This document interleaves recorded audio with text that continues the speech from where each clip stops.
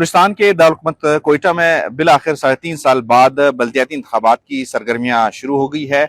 कोयटा में 28 दिसंबर को बल्दियाती इंतखाबात कराने का ऐलान किया है और इस वक्त मुख्तलिफ उम्मीदवारों की जानिब से कागजात नामजदगी जमा कराने का सिलसिला जारी है, जो कि 17 नवंबर तक जारी रहेगा और उसके बाद उनकी जांच पड़ताल का अमल शुरू किया जाएगा और उसके बाद फिर अपीलें वगैरह की जा सकेंगी और उस पर फैसले सुनाए जाएंगे और 5 दिसंबर को हतमी फहरिस्त जारी की जाएंगी और इसके बाद 28 दिसंबर को ये जो इंतखाब का दिन है वो मुकर्रर किया गया है। बलूचिस्तान हुकूमत ने इस सिलसिले में सिक्योरिटी के खुसूसी इकदाम शुरू कर दिए हैं।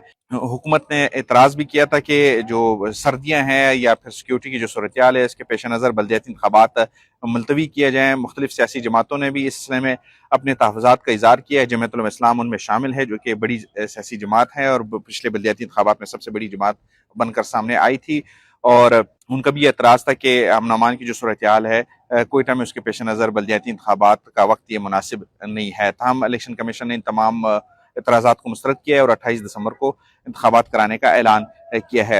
ये इंतखाबात ऐसे वक्त में हो रहे हैं जब कोयटा समेत बलूचिस्तान भर में सिक्योरिटी खदशात की वजह से मुख्तलिफ सड़कें बंद हैं, ट्रेन सर्विस मअतल है और इंटरनेट सर्विस भी गुज़िश्ता कई दिनों से मअतल थी। ताहम कोयटा में कल रात से ये इंटरनेट सर्विस बहाल हो गई है, लेकिन सूबे के कई इलाकों में इस वक्त भी इंटरनेट सर्विस मअतल है। तो इन खदशात के पेश नज़र मुख्तलिफ सियासी जमातों ने और सूबाई हुकूमत ने एतराज़ात उठाए थे। ताहम इलेक्शन कमीशन ने इन एतराज़ात को दुरुस्त नहीं समझा और उसे मुस्तरद किया और बल्दियाती इंतखाबात कराने का ऐलान किया है।